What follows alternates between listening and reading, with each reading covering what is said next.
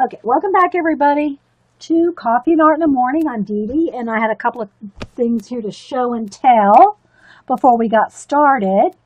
First off, Lady True North Jan, who lives in Canada, I think she's been here twice, if I'm not sure. I think she's been to in the footsteps of Brother Cadfael in Shrewsbury.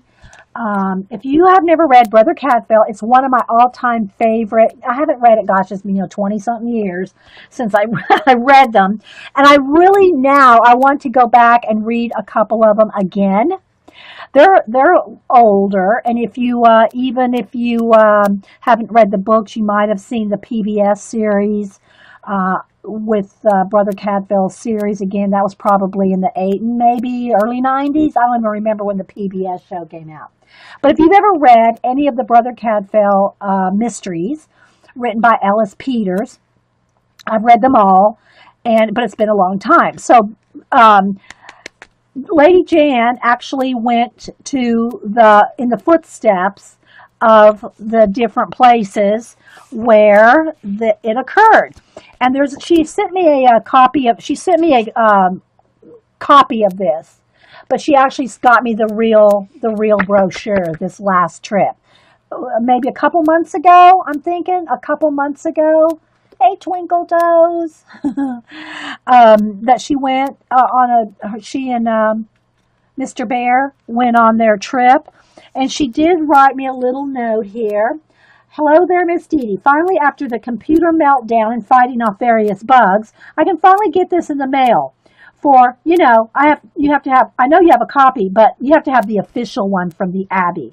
Enjoy the hidden treasures as well. She sent me some little hidden things. I'm thinking that's what she's talking about here. That were scooped up while wandering around the grounds. Love from Lady Quail and Mr. Bear and all of us here on the hill, including Quentin and crew. Warful, Warful. So she sent me a couple of they're like the little prayer cards that you probably put, you write what your prayer is, and I think you light a candle in the Abbey. So she sent me a couple of those. She sent me a couple feathers. She sent me the Guide of St. Winifred. So if you have not read Brother Cadfael, you need to. But you really need to get them in order if you can. I mean, probably a little later on down, you probably don't have to have them in order, but if you can read them in order. Here's my thing about reading them now. As far as I know, they only come in the paperback. I mean, I'm sure you can find the hardbacks somewhere back, 30 years ago. But I think that the only versions that they have for sale now, like even on Amazon, are the little penguin paperbacks, I think they were called. The little paperbacks with the tiny writing. I can't read those. They're too tiny. But I love me some Brother Cadfael. I love them.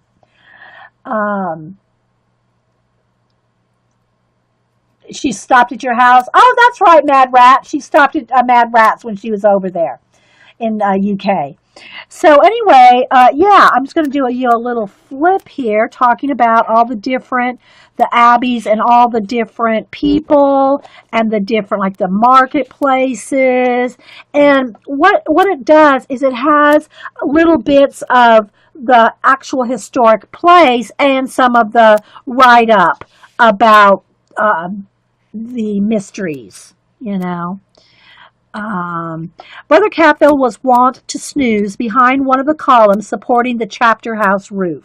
And so, then it talks about the size and when it was built and all that. And little drawings and the little paths. And it's just awesome. I'm going to read it cover to cover because I know it's going to bring back a lot of memories to the mysteries. Here's the Shrewsbury town and all the places that are mentioned in the mysteries. So yeah, thanks so much, Lady True North Jan and Mr. Bear. So yeah, awesome sauce. And then here's the little actual brochures. here in the pictures. See, she sent me a lot of this information. There it is there. So yeah. Have you been, Mad Rat, to these places? It's a leaf here and some feathers. Just awesome, awesome, awesome, awesome. I'm going to read the whole thing cover to cover. Mr. Bear is such a sweetheart. Mad Rat, do you have a crush on Mr. Bear? Just kidding. Just teasing you, Mad Rat. But yeah, so Mad Rat had them come visit, or I guess they met up. I don't know if they went to her house or what. Oh, Vicky S. said that's where Mary Queen of Scots was exiled to, Shrewsbury. So anyway, if you've not ever read a Brother Cadfael mystery, you need to. You do. So I will be reading that. So thanks everybody for popping in. Jan is so thoughtful. Yeah, Jean, yeah, she is. And she's met, let's see, she's met Joycey. Who else has she met? You've been there several times, Dorothy Gibbs said. Yeah, all the UK girls probably have. We have a lot of UK girls here. Okay, the other thing I wanted to show, and I've talked about this before, but I couldn't show it to you. When I talked about it was when I bought it a couple months ago. And what it is, I stopped at Barnes & Noble on the way to visiting Denise and the kids, a couple months ago, and I bought it. And we got stuck in traffic in Atlanta, so it took about 2 hours to get to their house. So in that 2 hours, I read this whole graphic novel written by Mark Crilly. Now, obviously, I'm not going to read it here. You got to buy it, but I'm just going to give you a little review. It's awesome. If you have ever been an art teacher, if you've ever taught anyone how to draw or been involved with teaching kids, if you've ever been a kid that wants to learn how to draw, it's for all of you. Cam is 17 and he loved it. He's just turned 17 and he loved this book, and I did too. And it's called The Drawing Lesson, a graphic novel that teaches you how to draw by Mark Crilly. And it's in graphic novel style. So you can see, Mark Crilly drew all this. And it's a story of this little boy. I'll just tell you the very beginning of it here.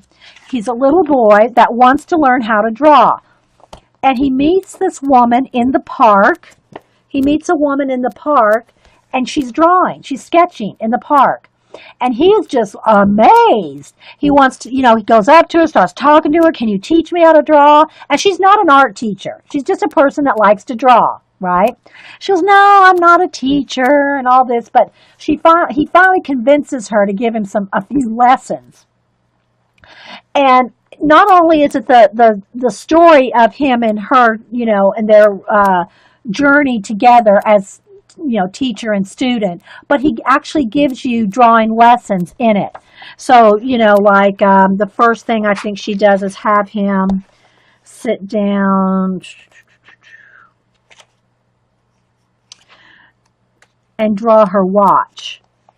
So let me just find that one picture. So she sets down the watch and has him try to draw the watch, just to kind of probably get a feel of where he, how far he's, how much he knows about drawing. And so, but it's actually drawing lessons. This is awesome if you have kids that want to learn how to draw, don't know how to draw, have never drawn, or if you want some more drawing tips and skills. Okay. But she was tough. She was tough on him. She was tough on him. But I was almost crying at the end. I'll tell you, it is just so poignant. The story that he wrote is just so awesome. And you really get into their little characters, and you can relate so easily. If you've ever grown up wanting to learn how to draw and didn't have anybody to teach you, now pretty much anybody can find anything on the internet. But if you have ever wanted to have someone like sit down with you and show you, seem to have a little static. Switch the mics again. Okay.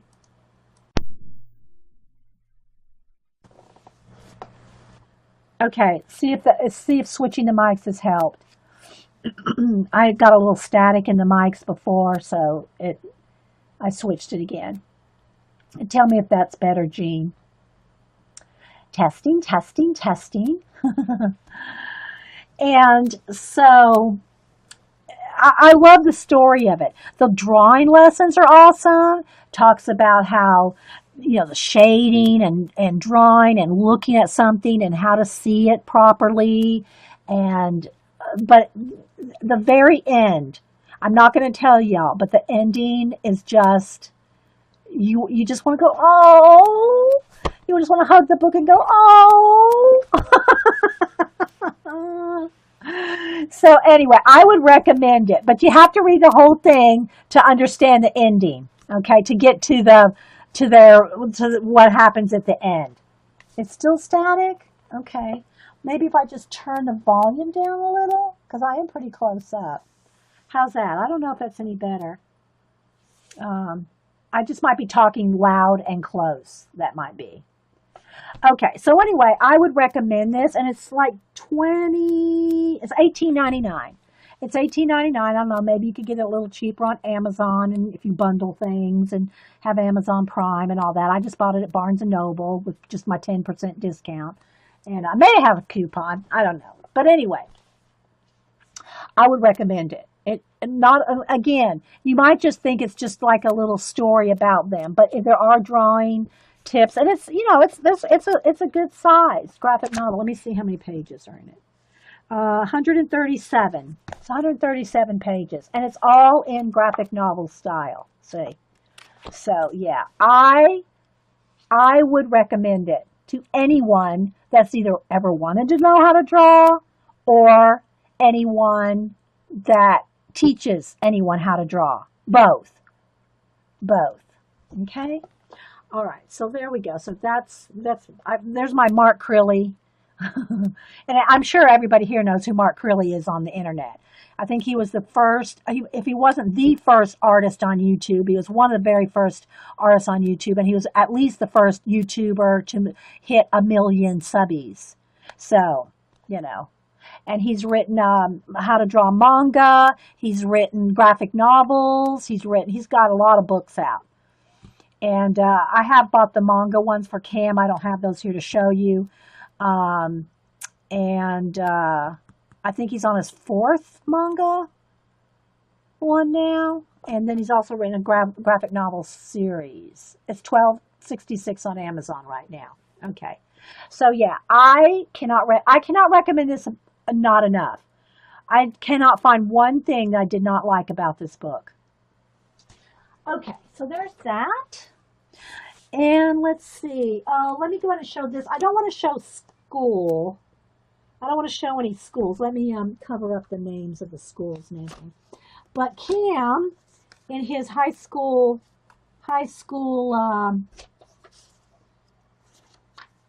this was spring. This was this was last.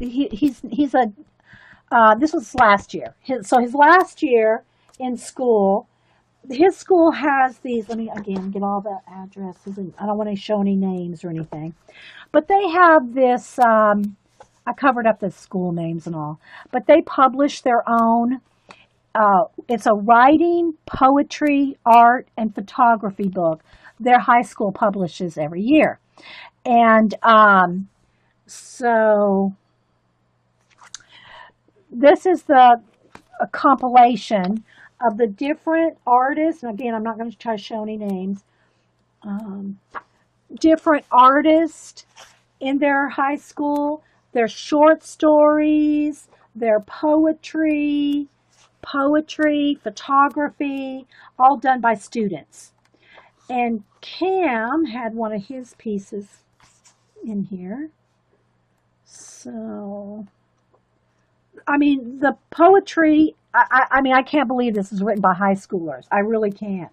Some of the poetry and short stories, you really have to be impressed with kids today. I mean, I'm impressed with the quality and the work, some haikus, Okay, so here was Cameron's. And he actually has this painting hanging in the house now. And gosh, it keeps wanting to flash out, guys. Let me see if I can get there. Anyway, this was Cameron's that was published in here. Yeah. Well, you have to buy these, Jean. You don't get these for free. They actually charge $25 for one of these. So, yeah. And I wish I could show more and talk more, but they're high school kids, so I don't think it's right for me to go on and on too much about. I mean, I can go on and on about the work, but the names and everything. Yeah. Okay, so there's that. Let me take a sip of coffee, and maybe we will. I'm trying to think if there's anything else around that I've forgotten to show or talk about before we get back to. So before I hit record, I was talking about Anamorphia and Imagimorphia, and one of the girls here said that she's coloring the penguins. I've already done the background on my penguins here, but for about an hour and a half before this segment, I did all the art supplies that I use in color booking, my portraits, collage, and all that. It was about an hour and a half. So I want to get into. Oh yes, they are those teenagers. Oh my gosh. And I don't know, maybe it's just the ones that I've come across with Cam and his friends and Boo and her friend. She's in junior high, but they're so smart. They're so dedicated. They so are into they're just so into their studies and becoming something, making something of themselves. Very it's important to them. So they work at it. They work at being good in school and goals and what they want to do. So yeah. No, these are awesome teenagers. Okay, so let me go ahead and maybe work a little bit on this penguin page. Okay, so all I've done so far is paint the background a dioxazine purple. I think that's how you say it. And I just use Americana craft paints. And I'll probably, when I zoom in, I'll try to do a little bit more focus. If I get the light too bright, it flashes out, and you can't see any colors because it flashes everything out and, fades it out if the light's too bright. And then I went around them with the lilac, and I use Prismacolor color pencils, and I just did almost like they were trying to break through the water. You see there? So I just kind of went around on top of the paint, and I'm not going to talk about all that right now because I just did a whole review on that about using your pencils on top of acrylic paint and all that. But that's what I've done all around the penguins. So, yeah.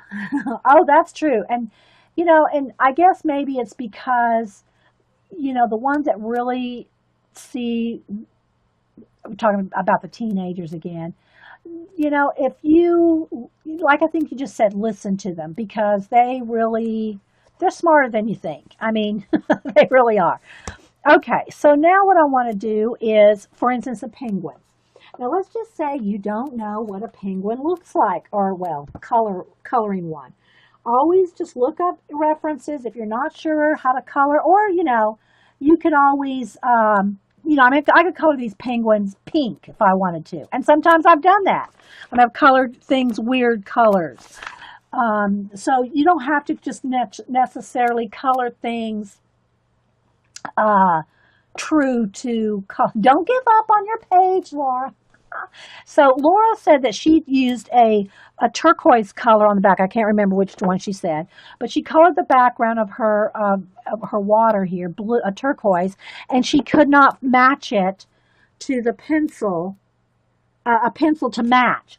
Well, most of your colors, especially if you get a subtle color, you're probably not going to have an exact color pencil to match. I purposefully do it so that it's stands out light and dark here on purpose. But if you don't want you want it flat right up to the edge, you're probably going to have to get you a tiny brush and get and get right up in there. And instead of using pencil to, fill in those areas or get right up, you're going to have to just take your time and paint it. If you don't want any differentiation between your pencil and the paint, you'll probably just have to paint it real carefully. That's a little too much work for me. Just saying.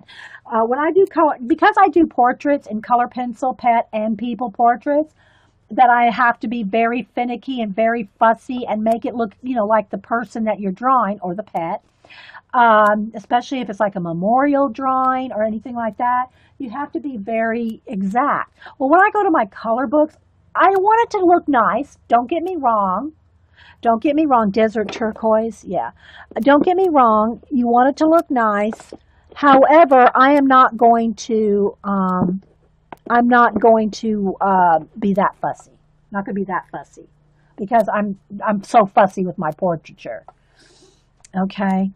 All right. So now what I'm going to do is I'm going to go to my Safari on my iPad and I'm going to go to Google Images and I'm going to look up swimming pinkins. I'm going to look up some pinkins. Yes, I do have a little bit of a gray wash on here. But again, the wash of acrylic paint, you can go over that with any color and cover it up. Acrylic paint washes can be totally covered up with color pencil. Okay, so let me put in swimming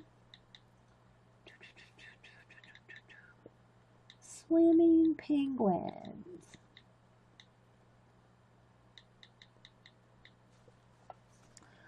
And go to images, and now it's probably going to flash out here, but I'm going to show you anyway. You'll get tons of images of swimming penguins.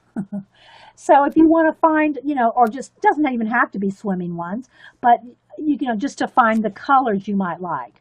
Okay, so just looking at the ones that I'm seeing here, they have white bellies, but they have a shade. They almost reflect the water. So I'm going to have to go ahead and zoom in here, guys, or we're not going to be able to see anything.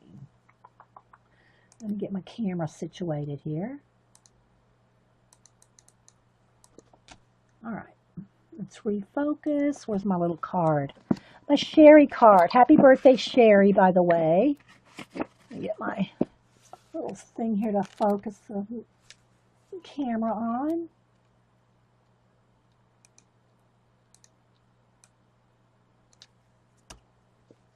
It's pretty good.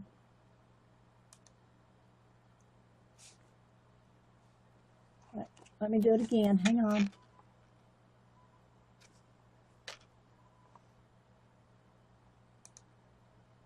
There we go. So if y'all have any questions, put them in caps. If you're watching this on YouTube, this is a live show on Ustream.tv with live people, mostly live people. I love saying that.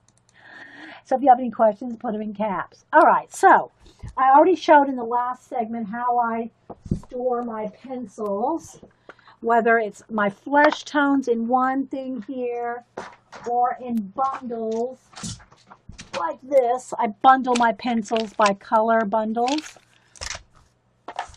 But yeah, I do have a gray wash on these, but we're going to color them in. So I don't know if I want let's see, they got white around their necks. Some of them have orange on their heads. Some of them have orange. I guess there's different breeds of them. I don't know.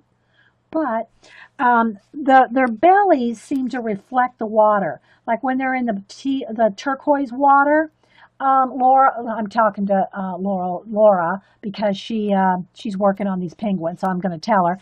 So if I do a reflective light of purple on their bellies, it's reflecting the color of the of the light in the water. So yours would be like your light bellies would have teal color to them, not purple. But, you know, like I said, just look some up. All right, so I'm going to grab a couple. Let me get my grays and my blues. I think I want a little bit darker gray blue. Let's see.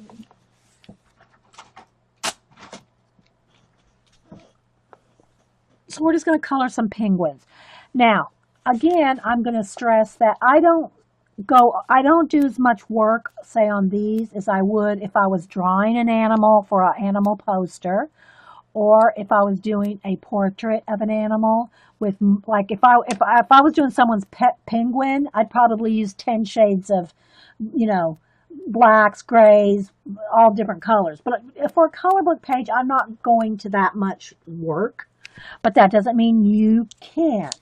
So I'm just going to get a brownish gray, and this is French gray, and then I want a darker gray. I try to tell y'all the colors, but sometimes I either forget or I can't read them because they're sharpened down to nubs. Let's see, I am going to need my lavender. That's violet. Where's my black? I need black. Black and white. Lighter gray. That might be enough. And then he also has a little bit of orange, like on their beaks. And I think I've got it here. They have a little bit of orange on their beak and a little bit of yellow around their heads. I'm just looking at the reference picture. Okay, so let me get a yellow here. All right, so this will probably be enough colors. All right, so I'm just going to kind of work.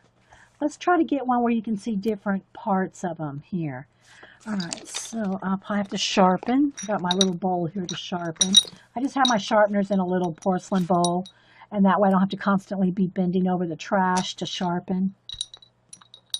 I just sharpen over the bowl here, and then it's easier. All right.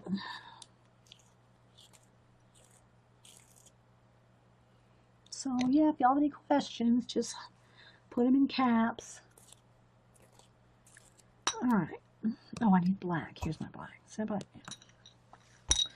All right, so I'm going to start with the little bit of yellow that they have kind of like around their head and under their, hopefully y'all will be able to see, like this area here on top of their head's yellow. They have a little bit of yellow on top. And again, I'm not trying to necessarily do penguin portraits.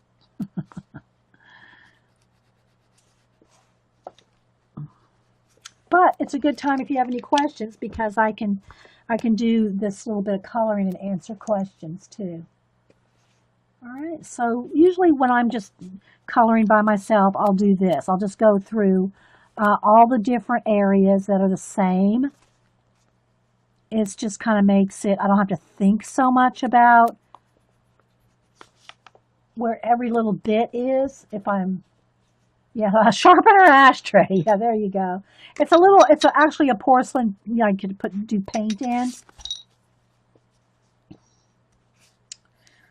So I'm going to put a little here, a little there. I'm just going to add a little bit of yellow under each one and on the back of their neck.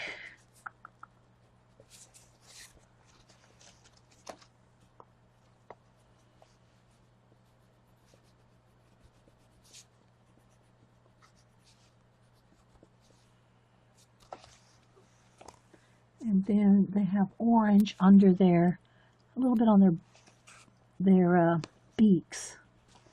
And I'm just going to add some there. And it's probably not all necessarily anatomically exactly, because they're all facing different ways. But I want to add, is that one there? No, that's a different fish. Okay. But I want to add just a little bit of orange to them.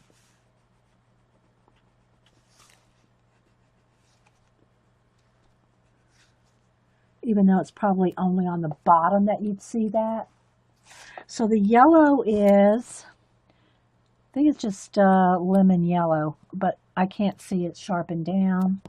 Then it's just plain orange. Then I have a French gray. It's French gray, what percent? 70%. Then I have French gray, 90%. Then I have, I think this is, I don't know, sharpened off. See, that's one of the things, guys, about me using color pencils. Unless I just get all brand new pencils every time I color, they're sharpened off sometimes. But anyway, what I'm trying to do here, guys, just so that you can do it yourself, is I'm looking at the picture of the reference of one. So I gotta say, unless somebody asks me, or if I run out of a pencil and need that exact color, do I ever even look at the numbers or the names of the pencils? I never look at the number or the names. I just look at the color. That's all I look at. Even in my portrait work, I just look at the color. Is this the color I need? Is this the shade I need? I don't look at the numbers or the names. So it's, I try to tell you if I can, but if it's sharpened off, sorry. Okay, so now I'm going to get the white, and I'm going to just kind of blend in their little bellies. And this is a good example of how, like, here's the acrylic paint wash on him there. See how I went out of lines right there? I don't really care about that because your white pencil will cover it up. Any color will cover it up. All right, so I'm just going to add a little white to where I put the yellow on their belly. Just kind of blending in a little bit of that yellow. I'm trying to stay zoomed in, and at the same time,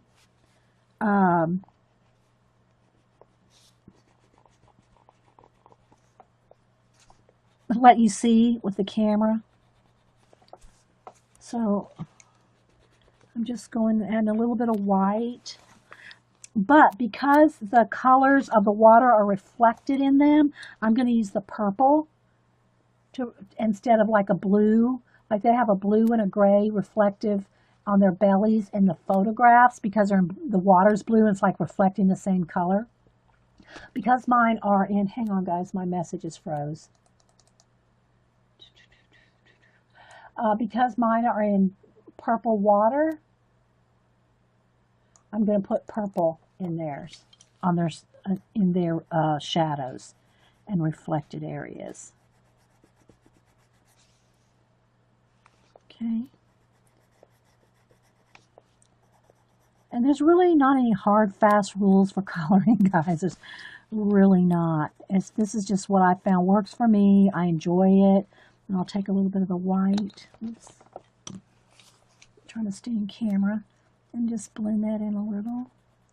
This is just what I do. I'm not saying this is the only way to color, the best way to color, or anything like that. It's just how I color, having used color pencils for so many years. Sorry about caps earlier, D. I was talking to... Oh, I didn't even see it, Miss Allie. So, no biggie. I didn't even see it. My chat froze up for a second, so I lost a few comments. Oh, well, good. I hope it's helpful.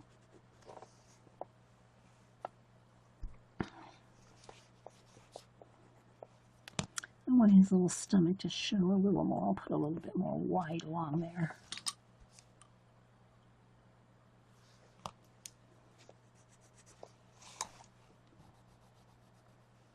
I'm just trying to stay in camera for you guys.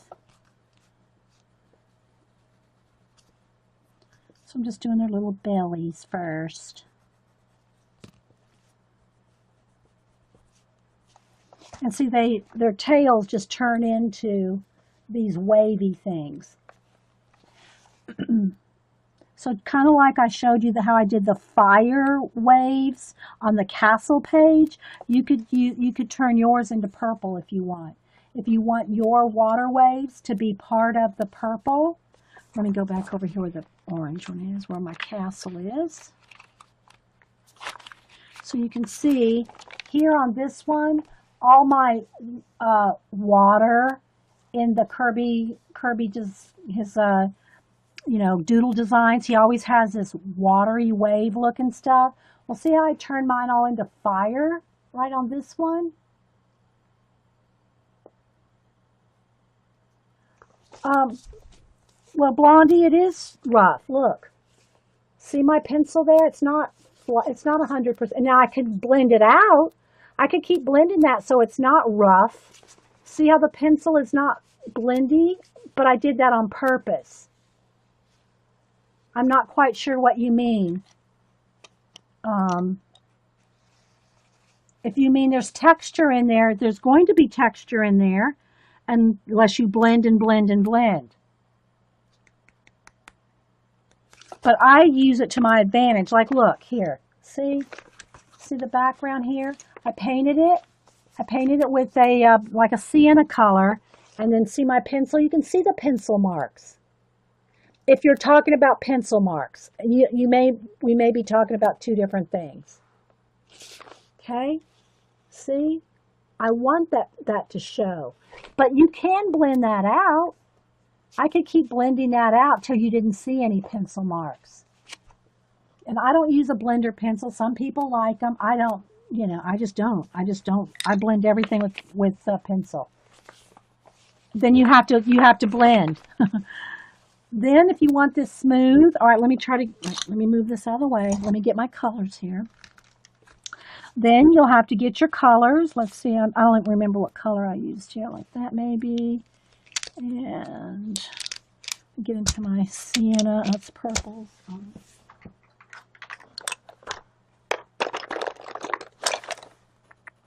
That's pretty close.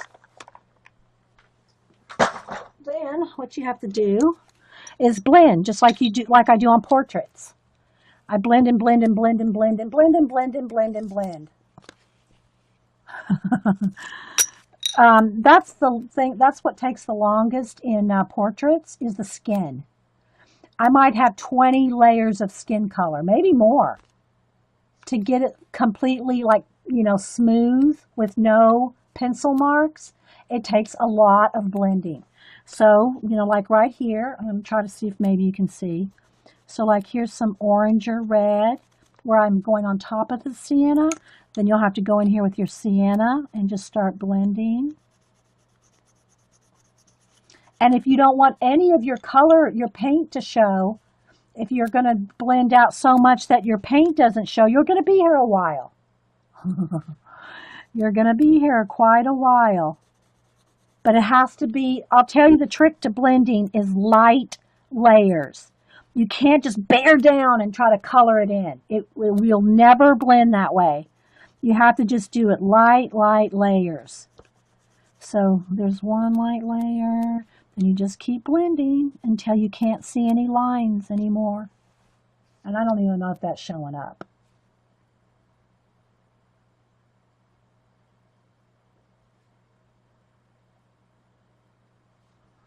You know? So that's how you do it. You just have to keep blending. Now his hair is right there. So I'll color over this little bit here because that's his hair.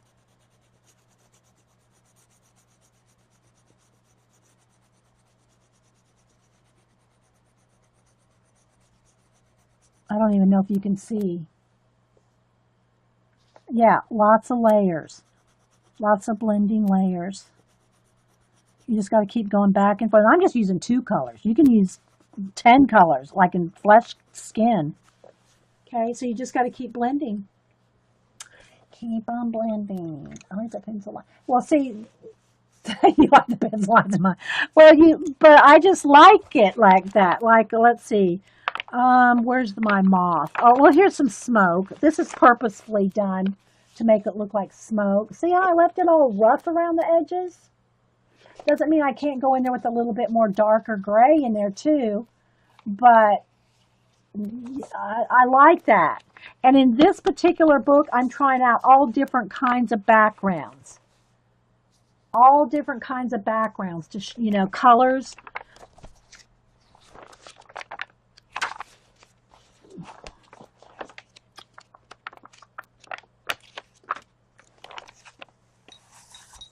Let's see what else here. This one doesn't have, well, here's one.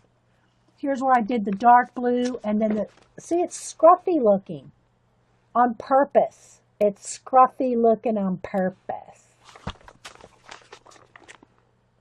I could keep working that in. Keep working it in with a couple shades of blue. Where's my...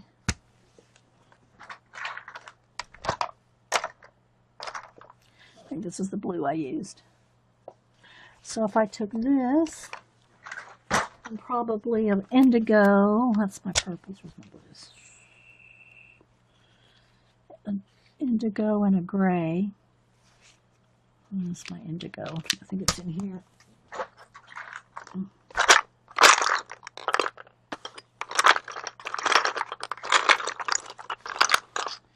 My indigos, I put blue like this.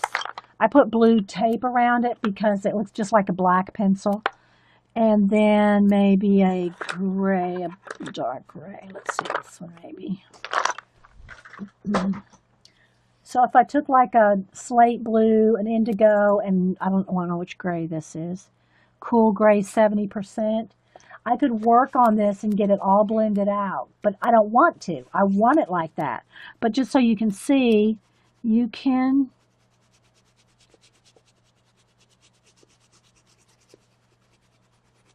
get it to blend so that you don't see any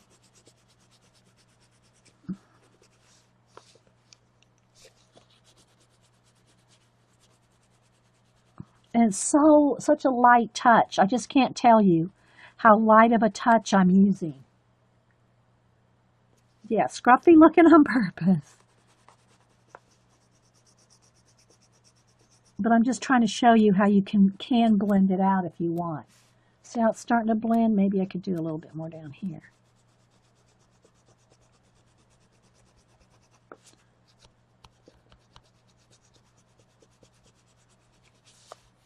Can you see the difference between that and that? Kind of a little bit lighter here around this fish. Let's just keep blending.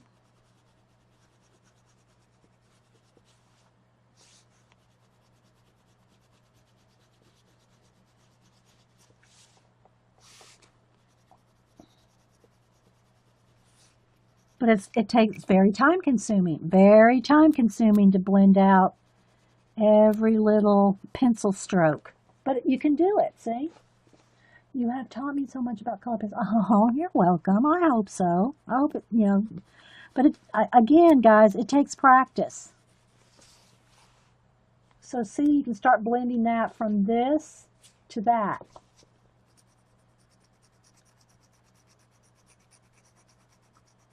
And there's nothing wrong with taking your time and doing this, if that's the look you want.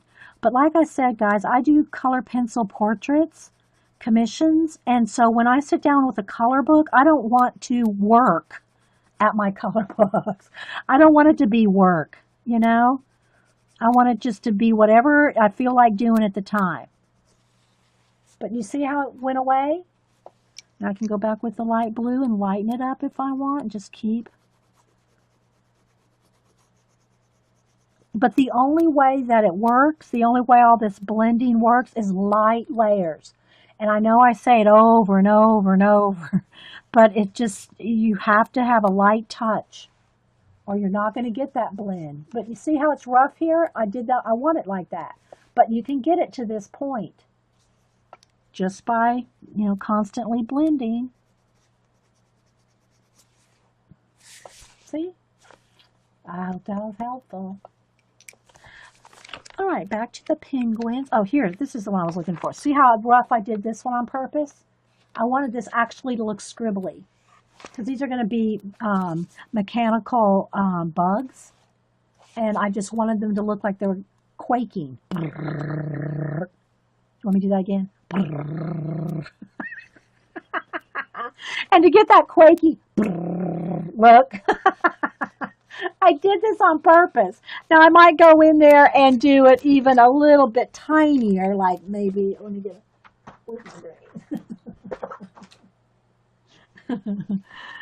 Uh,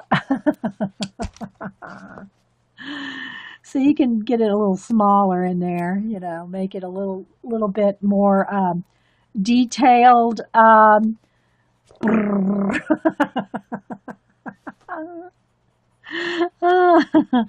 But I see. I wanted it to look like that. I'm trying. What I'm trying to do throughout this whole book is have all different kinds of like a bug zapper.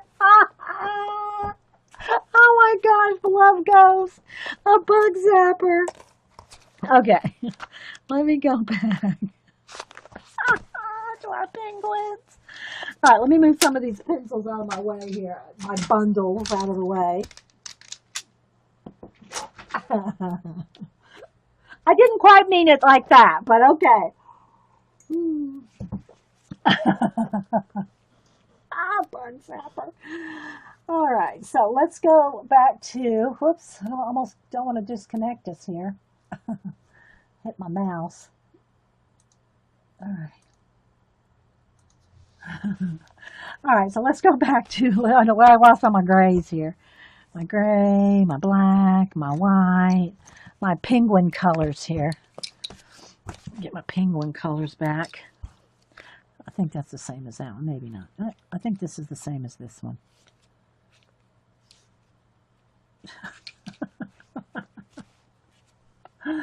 All right, so let's go ahead and let's color one here.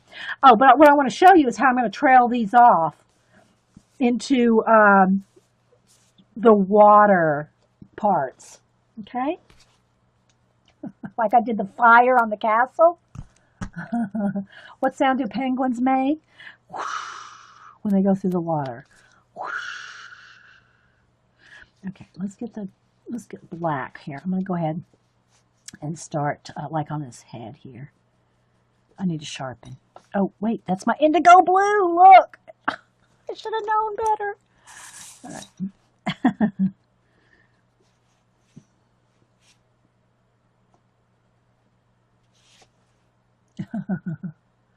Please let us know what sounds. Yeah, that's what sounds they make.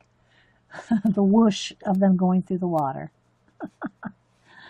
Okay, and then their little beaks have orange in them, mostly underneath, but even these here I want a little bit of orange just to give them a little oomph.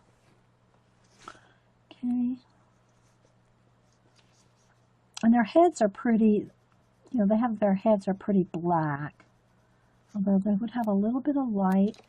And again, instead of using blue as a shadow color or a highlight or a contrast, you know, a color within them, I'm using purple because my penguins are going to have, they're going through purple water, and so I'm blending them with purple instead of, normally I would probably blend them with blue, like a slate blue. But they're going to have purple.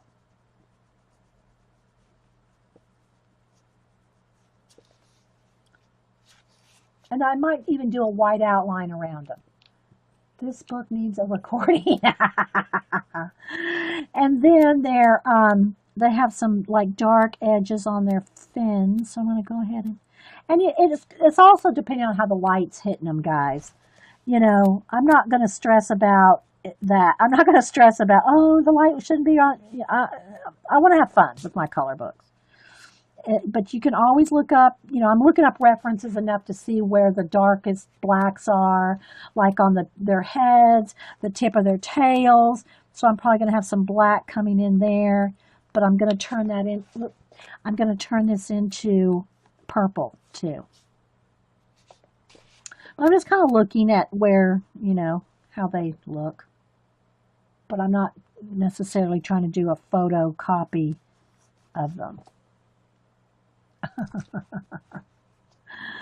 All right, so let's see here. And then behind their heads, they actually have some white behind that yellow. I might do that too. Maybe I'll have a little white behind their head. Nah, I'm not liking that. I think I'll just, well, I think I'll just go with the black and just leave the yellow and white in that little striped area. And this is also like how I use my Posca pen. If I want to like a bright white highlight, I might put it with the Posca pen at the end. Or if you want it in their eyes, I don't know if you want to dot their eyes, you know, or any kind of little, you know, highlight. Now, I'm thinking I might want to put some white around mine. I don't know if I want to, like, because I want to look like they're swishing through the water. Whoosh, remember? And if I can't get it with a pencil, then I'll go in there with the Posca. But I just kind of want their little faces. Let me just kind of go around a couple so you can see. I don't know if that's showing up. But if I want it really nice and white, I'll just go in there with the Posca and kind of make it like they're swishing through. See? So like, here's this little beak.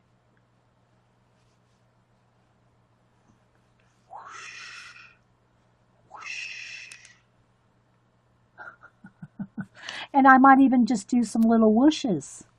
We can do whooshes. Whooshes.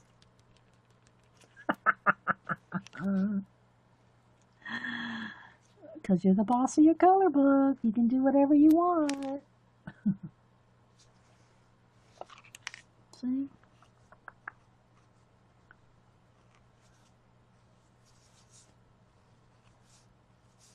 You can even make some swirls if you want. Swirling through the water.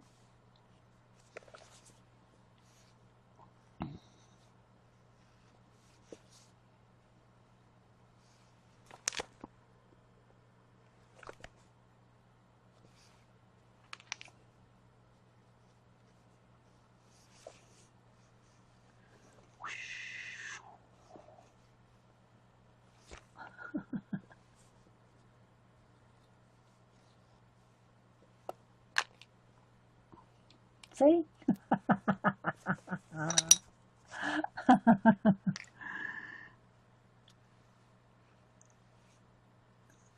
And really, this should be a final touch. You should be doing this at the very end when you're, you know, done doing the coloring. All right, let's go back to coloring and at least get one penguin colored in here. All right, see, let me get in here with a little bit of gray.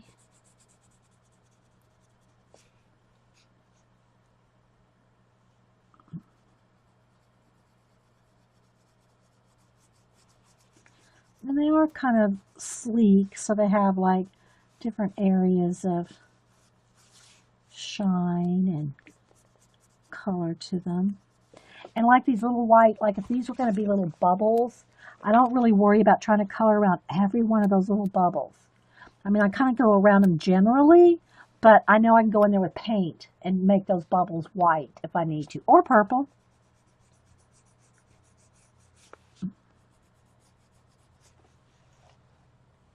Okay, where's pencils all rolly? Where's my white pencil?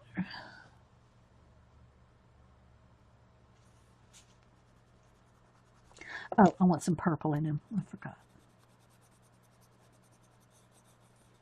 Because he's going to go, his tail is actually going to turn into purple. I'm going to have, I'll probably go in here with the lightest purple on the water waves. So just like I did the fire in the castle, I'll probably do purple and gray waves in here. And you can also use, don't forget to use your markers. I will probably want to do at first a nice light layer. Let me see if I can just carry one all the way through to the back here. If you have any questions, put them in caps. I'm just sitting here babbling.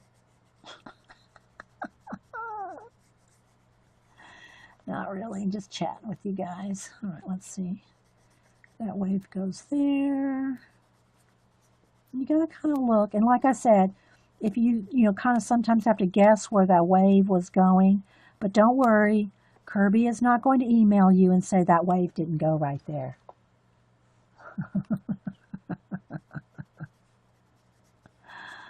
or any of the color book artists. They're not going to email you and say, you did that wrong. What are you thinking? That wave didn't go there. How dare you put a wave there?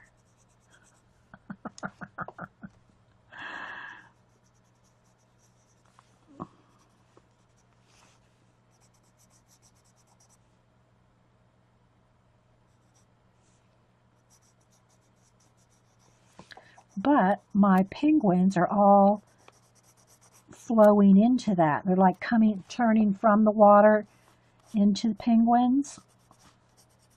So I want their tails to look like they're coming out of that. All right, so I put some more gray in there. At least at the start. See?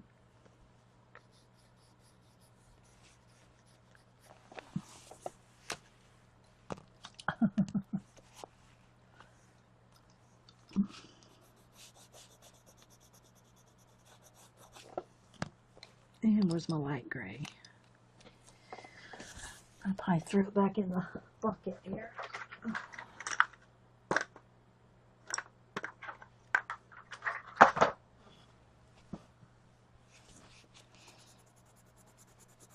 Then I'll just blend some of those colors together. Maybe have some darker areas.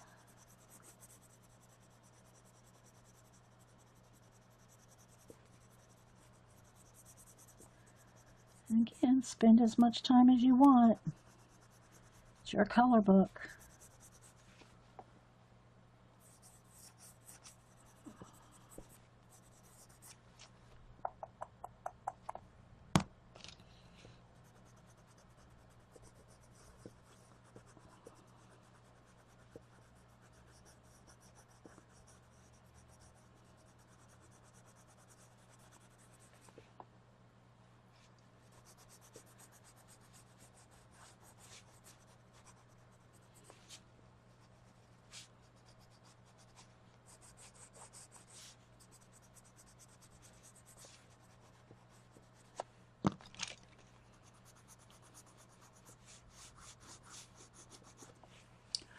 You should night stream for all of us tomorrow. Tomorrow night? Why tomorrow night? Night stream? I don't night stream. I very rarely night stream. It's hard for me to see color at night. Even with daylight bulbs, it's still... And you got to remember, guys, I get up at, you know, way early. I get up very, very early. So... I'm not much of a night person anymore. I used to be a night owl. And I can still, you know, stay up till 10, 11 sometimes, if I'm in bed, watching TV or something.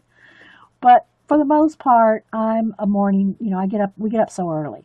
Hubster gets up at 4:30 and goes jogging. All right, let's see.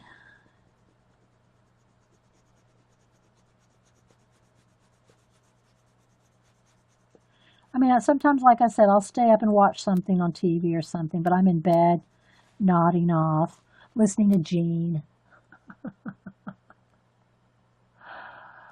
Yeah, well, I stay out of that on streams. I don't do any kind of controversy on my streams. Yeah, we don't do that. We don't do that on my show. We don't do that on my show. Okay, so let's see. A little more purple. Blend that in. See how it's kind of, you know, you just take your time. You can do as much or as little as you want. Okay, a little bit more. I want his back really highlighted. But all right, let's just say that that's not bright enough.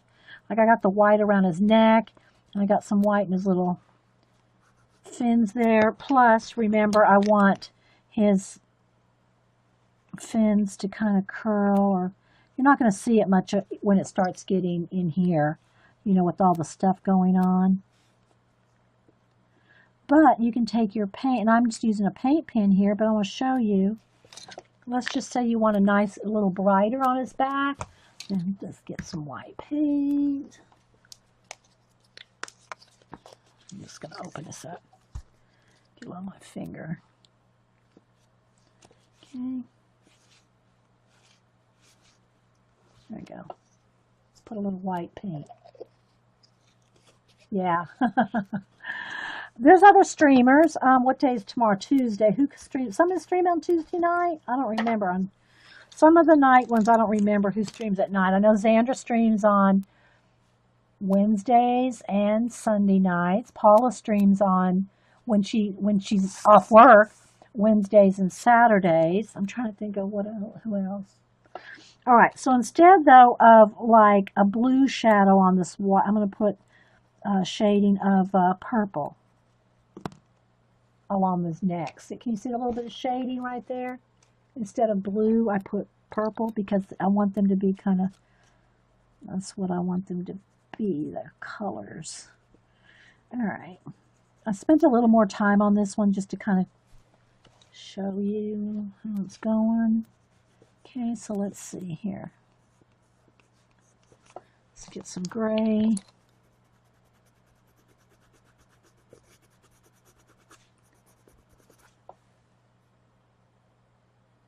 Bye, Carol Renee. You're welcome. Thanks for stopping in. And then again, when I get to the point where his tail and all is going into there, you can use a couple things. All right, for instance, like the bubbles on his back here, I might go in here with the white paint. Again, this would be toward the end. You know, when you really get down to the doing all these little details. But I just want to show you how it would look when you start doing that. And you can add your own. There's a few more there. But, you know, add your own if you want. Let's see, maybe a little bit on his little fin there. You can shade those or shadow them if you want the bubbles to really pop on the water flow through his body, you know.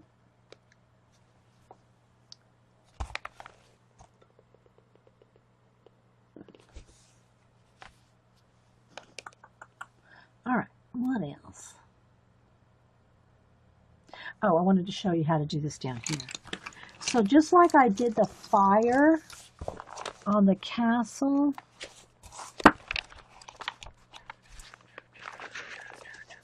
I did a lot of this with marker. So again, I told you all about using the, bring this over here. I use the Crayola bullet tip markers. So you can see how I just kind of did some, well, not those colors, but let me get my yellow and red and orange here. You can go in there with markers. I don't know where my orange is. It's here somewhere.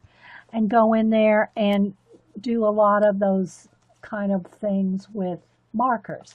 So that's what I'm going to come over here and do with the penguin. And just test your markers. Like back here is where I'll test. That's not going to be dark enough. This might be too dark. Maybe those two. Maybe these two might work.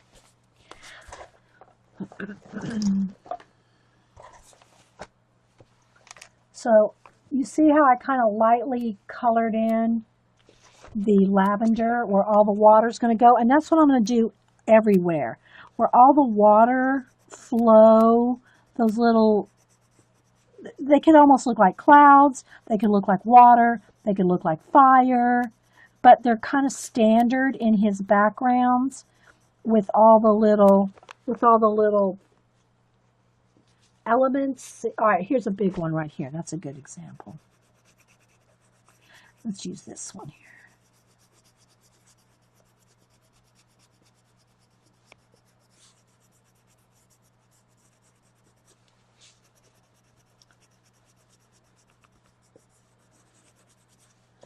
All right, so you see how all those little water wavy things are? Where the penguins are almost turning into those.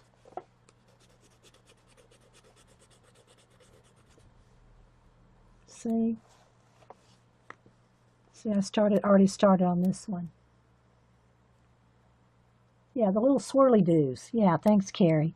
The little swirly doos. They're in every one of his um, doodles that I've seen. I mean, they're in everything. The little swirly doos, as Carrie called them. But just because they could, they can be anything, any color you want. Like I said, I made those other ones fire. And this one, I'm going to want them to be part of the purple water. But I don't want to lose them completely, so I might just do a light coat, of one color over them, but then go in there with some purples. Hang on, I gotta move this out of the way. Oh, I have no space. Okay, and then I might go in here with the dark purple, and let's see how that looks. Kind of swirl it in there, and catch a wave. Catch some of those waves in there. It's just totally up to you to kind of find them and follow them.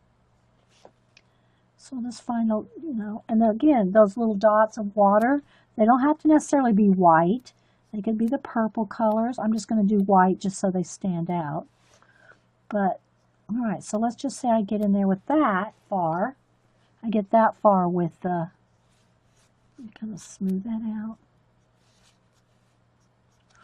Then I can get in there back with the pencil, kind of blend on top of it, or go in here with a lighter, different shade of purple. I hope you can see this a little bit.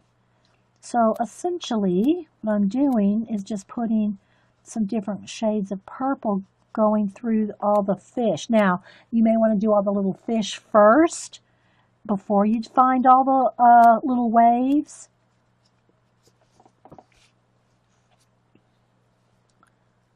Let's see, this one kind of comes around in there. You got to kind of look and just find them all.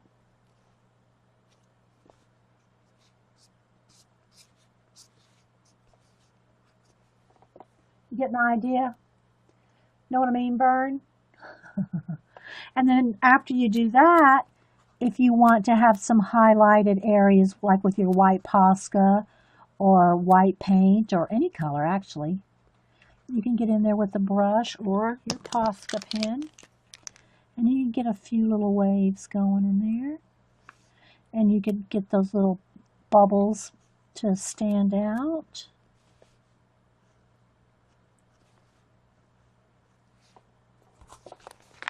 See? Is this helpful, guys? I don't know. Damn you.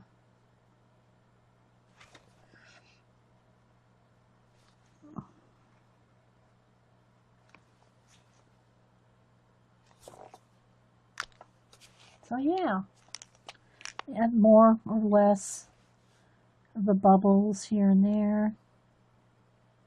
I really shouldn't be putting these on because I have to still color behind, but there's some more up here. This will be that light purple again. Where's my lavender pencil?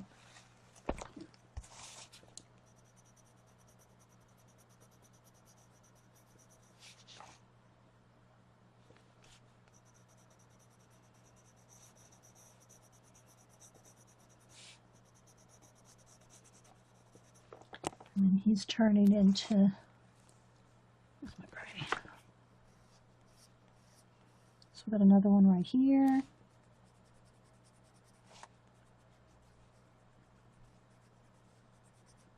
See a little one here.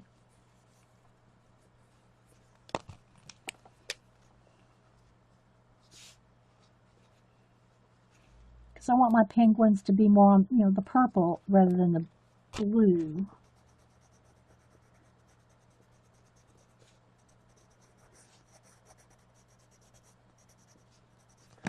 Get in there with the Posca. I want him to be kind of outlined over there.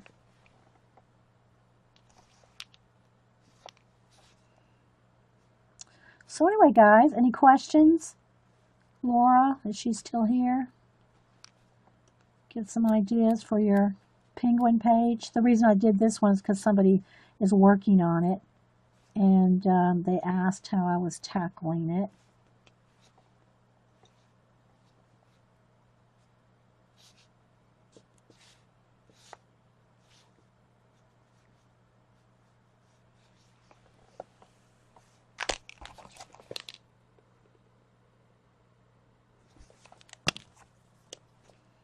So you can use your markers and your pencils and your paint, and you can interchange it and make it swirly. You're welcome.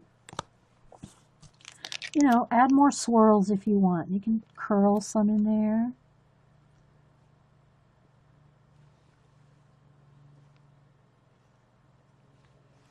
I don't want it to look like a leaf, but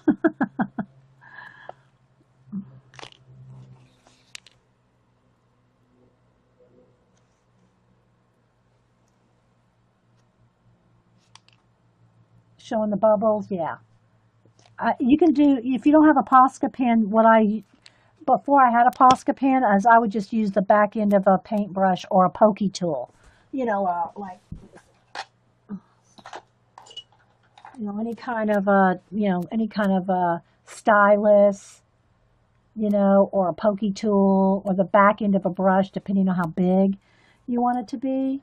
You can just take and, let me just take the lid off. And you can, you get tiny, tiny little dots. So you can just get in there with white paint.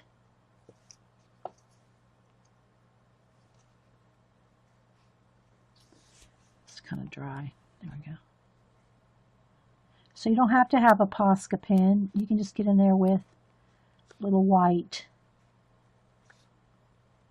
A needle. I mean, you can use a needle.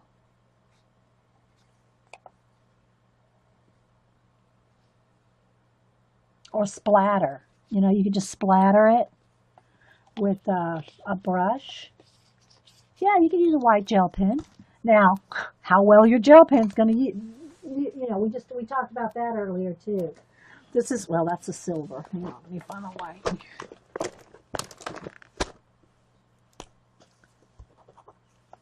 So you can get in there with that. To me, it's just not quite as bright as paint, but it's, it's okay. Especially if you want real tiny, tiny bits, I'll make a few bigger ones here so you can see them. See? Any of it. I like the Posca. It's just, it doesn't clog, it doesn't skip, there's no problems with it. It's just, you can do so much with it and quick, or splatter. Like I said, splattering is good too. But all this that I just did, guys, right here, all that little white bit, personally, I would wait till you had everything else colored. I would color all the penguins, all the other fish, all the purple water, then add all the marker to it, and this would be the last thing I would do, the very last thing. It's like the icing on the cake. But I'm doing it here just so y'all can see it, how it will look when it is done. This will look like this. I mean, this will look like that. And you can get in here with more, where's my purple? No, spray. Where's my purple? Got pencils rolling all over creation here. Yeah. So I can get in here and do more shading with the dark, dark purple too. Okay. I know this needs to be the light purple here. So you can use markers, pencil. You could use your gel pens if you wanted these little bubbles to be a color. Use whatever, and you can mix it. Now, do remember, though, that these are, they're water-based markers. Let it sit there for a second to dry. Otherwise, you can just smear it. You want it to sit there for a minute. Okay.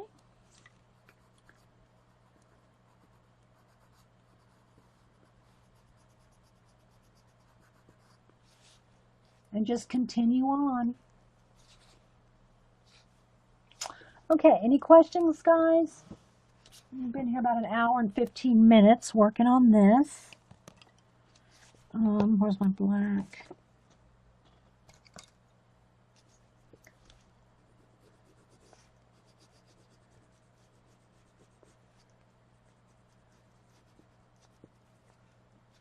It's only 12 o'clock. Dang.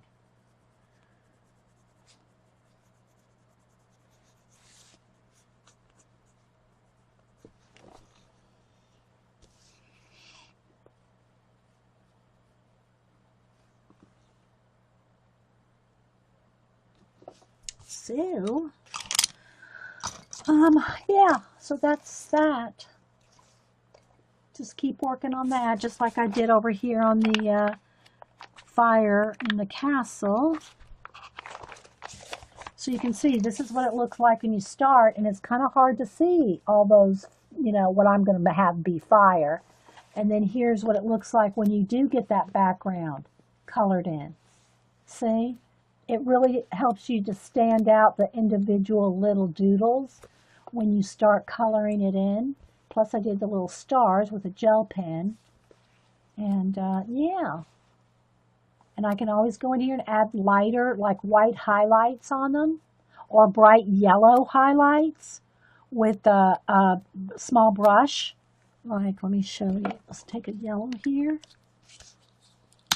This is just bright yellow. It's just called bright yellow paint. And a small brush. Where's my here?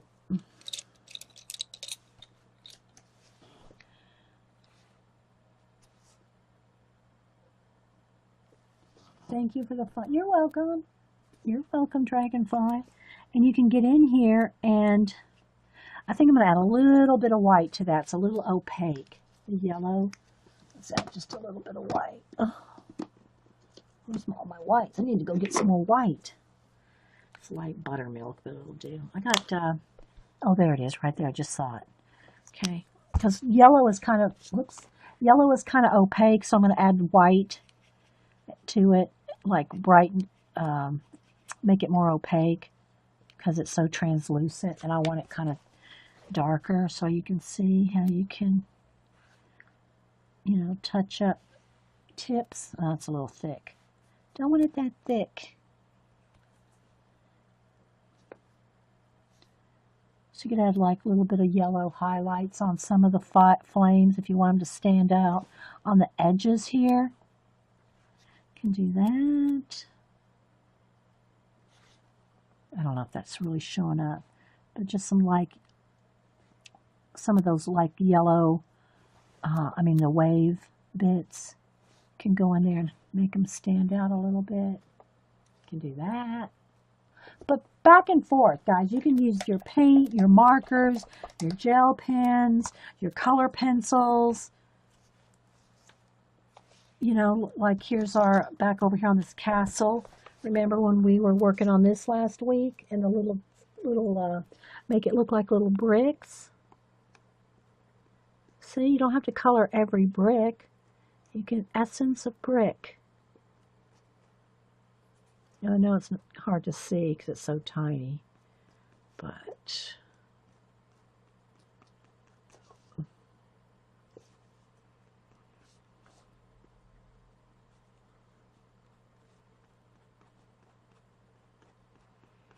just see if you'll have any questions or anything. Again, there's tons of people coloring in color books on YouTube. You'll get tips from everyone. Everybody's got their own little tips and tricks and things that you can do to, you know, make them better. And so make sure and Google it or search it.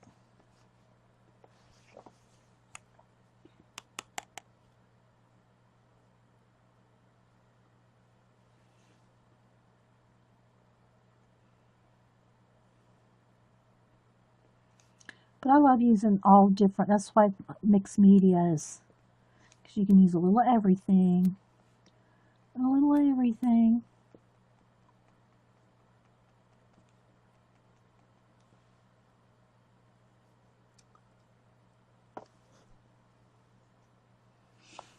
I don't see any questions or anything. I guess everybody's just chatty. Chatty Cathy.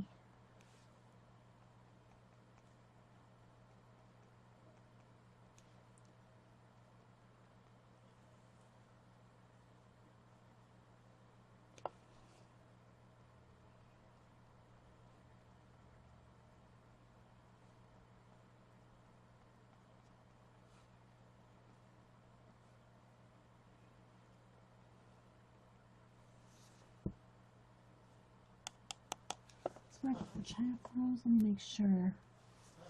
There it goes. Sometimes it sticks. Sometimes the chat sticks. The messages build up.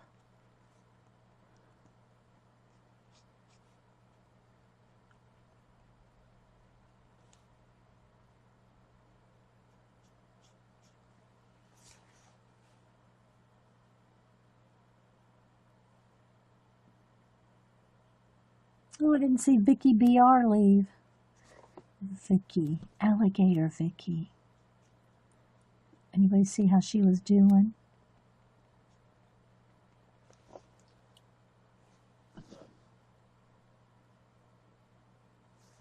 Thanks, guys. Yeah, my chat just froze, stuck for a minute. I just have to put something in there and make it move.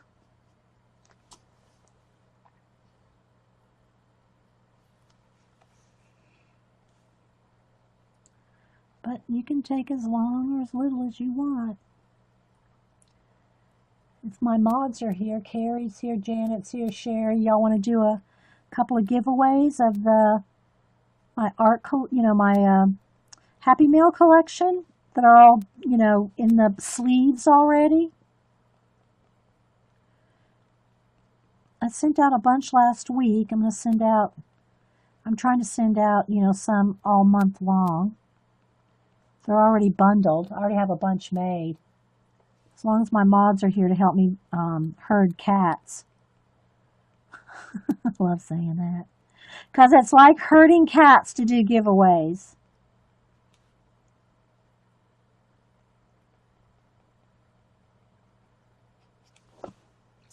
See how it's looking brickish?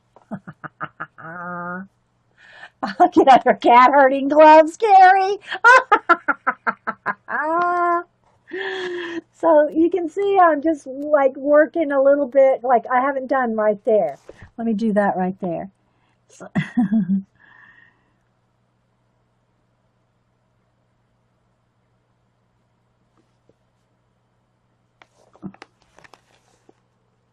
and then what I'm doing on the little shingle roofs is with the, where is it? There was a blue color I had here.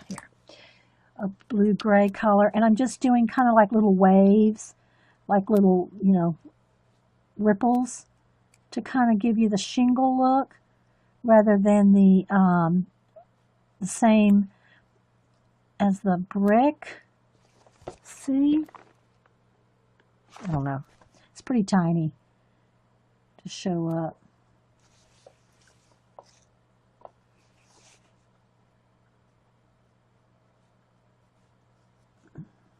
And you can spend more time. I kind of skipping from here to there, just so y'all can see different things. Okay. All right, so you kind of see a little bit of different techniques or, textures you can do with different things. Markers, pencils. So I'm going to, Janet, do you want to, I don't know if she's set up to stream or anything. Would you be interested in streaming? Janet. Monkey Island Madness, Janet. Let's see if we can get her to stream after I do a giveaway. What do y'all think? Y'all start Trick her heading her. I mean, asking her politely. Hi, Marilyn. Uh, I'm waiting to see if she says yes or no. Yes or no.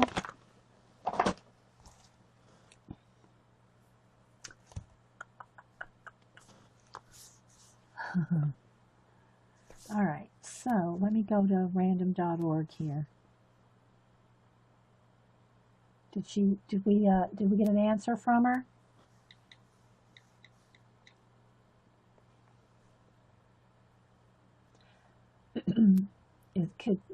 Would you be interested in Janet? Would you be interested in doing some streamage? Jean comes on at 4. Usually I stream, I'll stream sometimes up till 3 o'clock. But kind of, I think I'm kind of done today, other than a giveaway or two. So does that mean it's not working, Janet, or it is working? All right, let me pick a couple here. All right, let's go ahead and back up. Beep, beep, beep, beep, beep.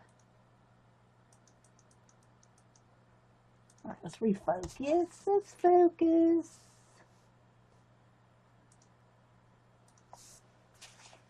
So you can see how little where I was working. You could set up real quick. Okay. Well, wait, don't go yet, Janet. I need your help with the herding cats. We're going to do a random.org real quick and then give Janet a little bit, give her a few minutes to set up. But yeah, if y'all are watching, somebody can put the link in there. But it's Monkey Island Madness on Ustream for those that are watching the recording. Janet's one of the mods. She just started streaming recently. Okay, so I pulled out here off the stack. Here's 2 off the stack. Here's 2 off the stack. And what these are is different postcards and Happy Mail and ATCs and doolollies. Yes, that's a word. That I showed last week in my Happy Mail collection.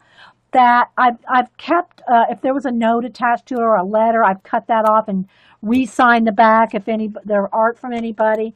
But you saw how many boxes and boxes of this I have, and it's just sitting in boxes and doing no one any good. So if, different letters and postcards and things that have been given to me that I haven't been able to give away fast enough, then I'm putting them, or I put them in these little sleeves, and I'm sending them out and folding them up. Like, for instance, this. I'd have to take this out, fold this up like this, and so it'll all fit in one envelope like that. Then when you get it, you can put it all back together any way you like. Streaming in about 30 minutes. Okay, that sounds good, Janet. It gives me time to go eat and maybe come turn you on while I'm watching. All right, so here's how it works. Any giveaways. And if you're watching on YouTube, I do want to do more giveaways. I might just surprise some of you. I just might surprise some of you that are commenting, like I did Marilyn. They're always commenting, saying nice things, and, I might message you and say, can I get your address? Would you like some Happy Mail? So you just be aware you might get a surprise just because you're on YouTube. But here, with 100 people here or so, we're going to do a random.org. Random.org. I'm going to bring up the little generator right here. Okay, so how it works, let me move it until I get ready to hit generate. How it works is don't do anything yet. Don't do anything yet. Let me find my marker. When you see me type in the word go, put in a number between 1 and 100. The 2 people closest to whatever number random.org generates, the 2 people closest without going over, I'm going to send them each a packet of cards and, whatever goodies are in here. Okay? 2 people closest without going over. Okay. Numbers. Everybody put in a number now. Yeah, if you see numbers flying by, it's time. Okay, everybody put in a number, and then when I say stop, Then, well, when I type in stop, then we'll generate a number and the two people closest without going over. Might get more nice comments than ever say that. Well, I don't mind sending out some special happy mail to the YouTubers. Give them a little surprise. We can surprise you here because y'all are here live. So yeah. So give everybody a minute or two.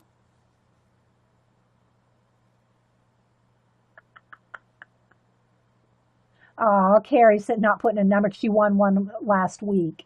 Oh, that's nice, Carrie. But if you win one and you don't think you're going to use it, just then, if I send it to you, feel free to pass it on to somebody else. Use it for your own giveaway or your own rack, as we call it, random act of kindness. If you're not going to use it, send it on to somebody else. We're regifting. Oh, I know, Jean. I know. Jean goes, not that you don't deserve those nice comments. Jean and I can tease each other. We really can. It's fun. All right. I'm not seeing any more numbers. So let's hit the stop button. All right. So let's generate a number. Here we go. The two closest without going over. Here we go. Let's generate. 54. 54. The two people closest to 54 without going over. Without going over. That's just the way, it's just the easiest rules here to do. We don't have too many, but we're going to do one giveaway, two giveaways. So if my mods and I will look and see who are the two closest people, and there's, 4 or 5 people looking to make sure. I always make sure that at least 2 or 3 mods have agreed on the two so that we don't get any,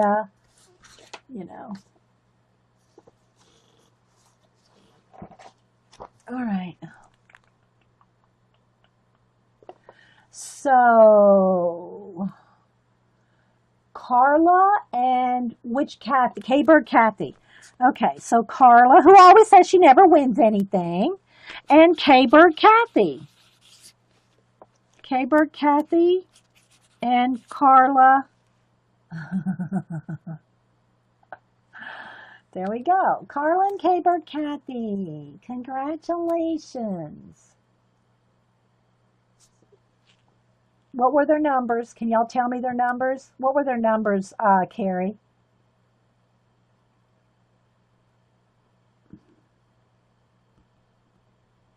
Miss Rose, if I have your address, if I've not sent you never sent you a happy mail, I try to send art cards out. You have to email me your address though, and I cannot promise when. I've got 10 people here waiting for art cards because I have to make them before I send them out. But I'm happy to put you on the Carla and Laura. Well, there was another one. Carla went over. Okay, well, who else then? Who is Laura? Okay. Laura had 49. Well, what were their numbers? What were their numbers, guys?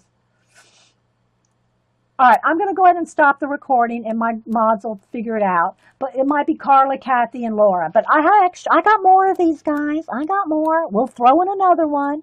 But if you're watching the recording, guys, thanks for being here. And, yeah. The number was 54. That was the number, 54. Okay. So anyway, guys, thanks for watching. I hope y'all enjoyed doing a little bit more color booking, some more color book ideas. And try to be here on Wednesday. In the meantime, we'll go watch Janet on Monkey Island Madness. And we'll be right back. So she sent me a couple of they're like the little prayer cards that you probably put, you write what your prayer is, and I think you light a candle in the Abbey. So she sent me a couple of those. She sent me a couple feathers. She sent me the Guide of St. Winifred. So if you have not read Brother Cadfael, you need to. But you really need to get them in order if you can. I mean, probably a little later on down, you probably don't have to have them in order, but if you can read them in order. Here's my thing about reading them now. As far as I know, they only come in the paperback. I mean, I'm sure you can find the hardbacks somewhere back, 30 years ago. But I think that the only versions that they have for sale now, like even on Amazon, are the little penguin paperbacks, I think they were called. The little paperbacks with the tiny writing. I can't read those. They're too tiny. But I love me some Brother Cadfael. I love them.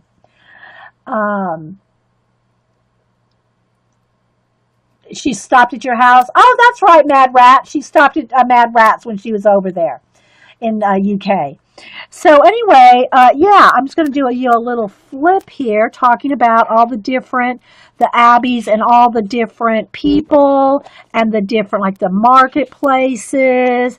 And what it does is it has little bits of the actual historic place and some of the write-up about the mysteries, Brother Cadfael was wont to snooze behind one of the columns supporting the chapter house roof. And so, then it talks about the size and the when it was built and all that.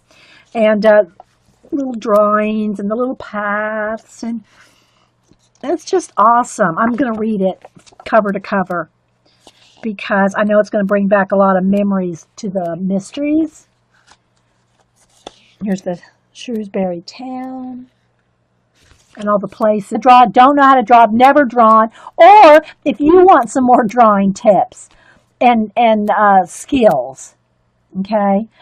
But she was tough. She was tough on them. But I was almost crying at the end. I'll tell you, it is just so poignant. The story that he wrote is just so awesome. And you really get into their little characters, and you can relate so easily. If you've ever grown up wanting to learn how to draw and didn't have anybody to teach you, now pretty much anybody can find anything on the internet. But if you have ever wanted to have someone like sit down with you and show you, seem to have a little static. Switch the mics again. Okay.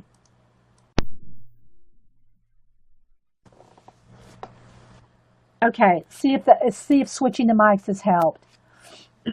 I got a little static in the mics before, so I switched it again. And tell me if that's better, Jean. Testing.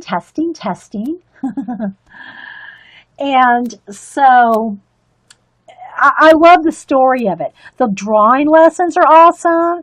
Talks about how the shading and drawing and looking at something and how to see it properly. But the very end, I'm not going to tell y'all, but the ending is just, you just want to go, oh, you just want to hug the book and go, oh. So anyway, I would recommend it, but you have to read the whole thing to understand the ending, okay, to get to what happens at the end. It's still static? Okay. Maybe if I just turn the volume down a little, because I am pretty close up. How's that? I don't know if that's any better. I just might be talking loud and close. That might be. Okay, so anyway, I would recommend this, and it's like 20. Okay, welcome back, everybody, to Coffee and Art in the Morning. I'm Dee Dee, and I had a couple of things here to show and tell before we got started. First off, Lady True North Jan, who lives in Canada, I think she's been here twice, if I'm not sure. I think she's been to in the footsteps of Brother Cadfael in Shrewsbury. If you have never read Brother Cadfael, it's one of my all-time favorite. I haven't read it, gosh, it's 20-something years since I read them, and I want to go back and read a couple of them again.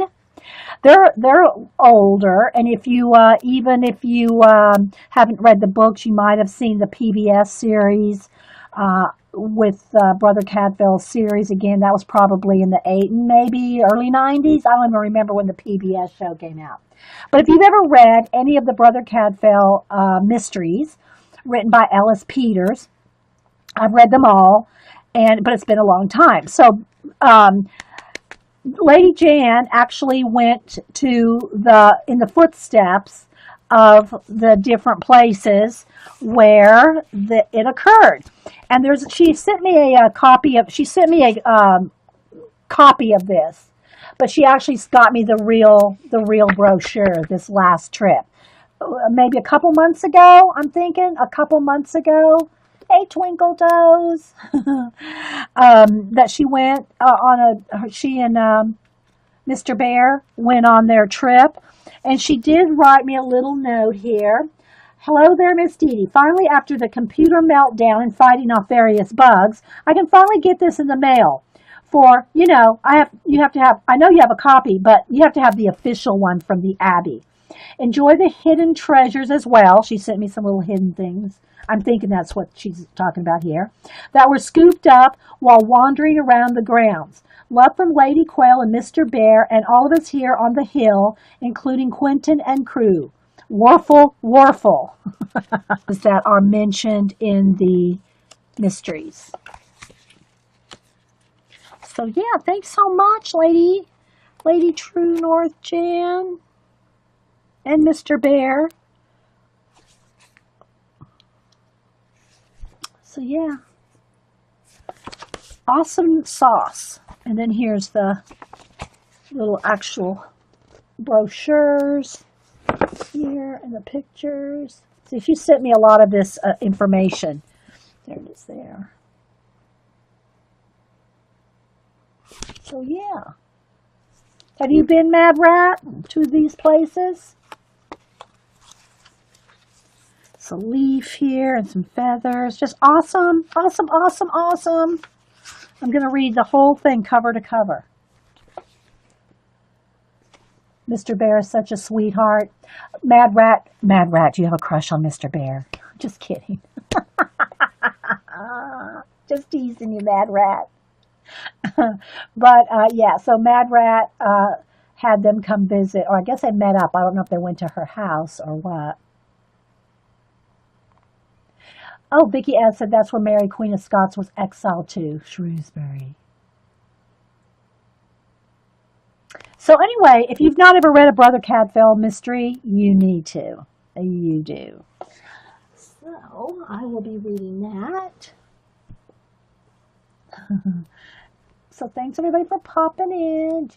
Jan is so thoughtful. Yeah, Jean, yeah, she is. And she's met, she's met Joycey. Who else has she met? You've been there several times, Dorothy Gibbs said. Yeah, all the UK girls probably have. We have a lot of UK girls here. Okay, the other thing I wanted to show, and I've talked about this before, but I couldn't show it to you. When I talked about it was when I bought it a couple months ago. And what it is, I stopped at Barnes & Noble on the way to visiting Denise and the kids, a couple months ago, and I bought it. And we got stuck in traffic in Atlanta, so it took about 2 hours to get to their house. So in that 2 hours, I read this whole graphic novel written by Mark Crilly. Now, obviously, I'm not going to read it here. You got to buy it, but I'm just going to give you a little review. It's awesome.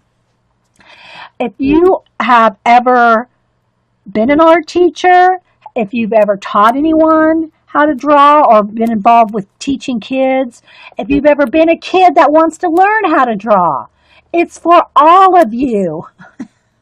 Cam is 17 and he loved it. He's just turned 17 and he loved this book, and I did too. And it's called The Drawing Lesson, a graphic novel that teaches you how to draw by Mark Crilly. And it's in graphic novel style. So you can see, Mark Crilly drew all this. And it's a story of this little boy. I'll just tell you the very beginning of it here. He's a little boy that wants to learn how to draw. And he meets this woman in the park. He meets a woman in the park, and she's drawing. She's sketching in the park. And he is just amazed. He wants to, he goes up to her, starts talking to her. Can you teach me how to draw? And she's not an art teacher. She's just a person that likes to draw, right? She goes, no, I'm not a teacher and all this. But he finally convinces her to give him a few lessons. And not only is it the story of him and her, and their journey together as, teacher and student, but he actually gives you drawing lessons in it. So, like the first thing I think she does is have him sit down and draw her watch. So let me just find that one picture. So she sets down the watch and has him try to draw the watch, just to kind of probably get a feel of where he, how far he's, how much he knows about drawing. And so, but it's actually drawing lessons. This is awesome if you have kids that want to learn how